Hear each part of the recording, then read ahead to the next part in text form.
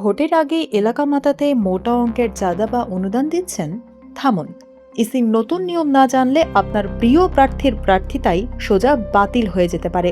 জেনে নিন ইউপি নির্বাচনের সেসব কড়া নিয়ম। আসন্ন ইউনিয়ন পরিষদ নির্বাচনকে কেন্দ্র করে নির্বাচন কমিশন বা ইসি একগুচ্ছ কড়া সিদ্ধান্ত নিয়ে আচরণ বিধিমালার খসড়া প্রস্তুত করেছে। নির্বাচন কমিশন সভায় এটি উপস্থাপনের প্রক্রিয়া চলছে এবং শীঘ্রই পাশ হওয়ার কথা রয়েছে। ইসির সিনিয়র সচিব জানান, বিদ্যমান আইনের আলোকে যুগোপযোগী এই আচরণ বিধিমালা সংশোধন করা হচ্ছে, যার মূল লক্ষ্য হল নির্বাচনকে সম্পূর্ণ প্রভাবমুক্ত, নিরপেক্ষ ও সুশৃঙ্খল রাখা। খসড়া বিধিমালা অনুযায়ী প্রতীক বরাদ্দের আগে কোনো প্রকার নির্বাচনী প্রচারণা চালানো যাবে না। সবচেয়ে গুরুত্বপূর্ণ বিষয় হল, নির্বাচন পূর্ব সময়ে কোনো প্রার্থী, রাজনৈতিক দল বা সংশ্লিষ্ট কেউ এলাকার কোনো প্রতিষ্ঠানে প্রকাশ্যে বা গোপনে কোনো চাঁদা, অনুদান কিংবা অনুদানের প্রতিশ্রুতি দিতে পারবেন না। ডিজিটাল বা সোশ্যাল মিডিয়ায় প্রচারের ক্ষেত্রেও এসেছে কঠোরতা। অ্যাকাউন্ট বা আইডি রিটার্নিং অফিসারের কাছে দাখিল না করে প্রচার করা যাবে না। বিশেষ করে নির্বাচনে অসৎ উদ্দেশ্যে কৃত্রিম বুদ্ধিমত্তা বা এআই এর ব্যবহার, চেহারা বিকৃত করা, ঘৃণাত্মক বক্তব্য প্রদান এবং ব্যক্তিগত চরিত্র হনন সম্পূর্ণ নিষিদ্ধ করা হয়েছে।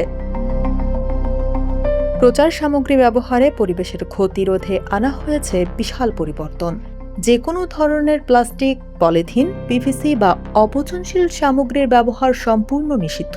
কাগজের পোস্টার বা লিফলেট লাগাতে হলেও তা সাদা কালো হতে হবে এবং কোনো যানবাহন, দেওয়াল, গাছ বা বিদ্যুৎ খুঁটিতে তা আঠা দিয়ে সাঁটানো যাবে না। এমনকি মনোনয়নপত্র জমা দিতে যাওয়ার সময় কোনো বড় শোভাযাত্রা বা শোডাউন করা যাবে না। সঙ্গে নেওয়া যাবে সর্বোচ্চ 5 জন সমর্থক। মিছিলের জন্য মোটরসাইকেল, ট্রাক, নৌযান কিংবা হেলিকপ্টারের মতো আকাশযান ব্যবহারে নিষেধাজ্ঞা রয়েছে। আচরণবিধিতে সরকারি সার্কিট হাউস, ডাকবাংলো বা শিক্ষা প্রতিষ্ঠানকে প্রচারের কেন্দ্র হিসেবে ব্যবহার করা সম্পূর্ণ নিষিদ্ধ করা হয়েছে।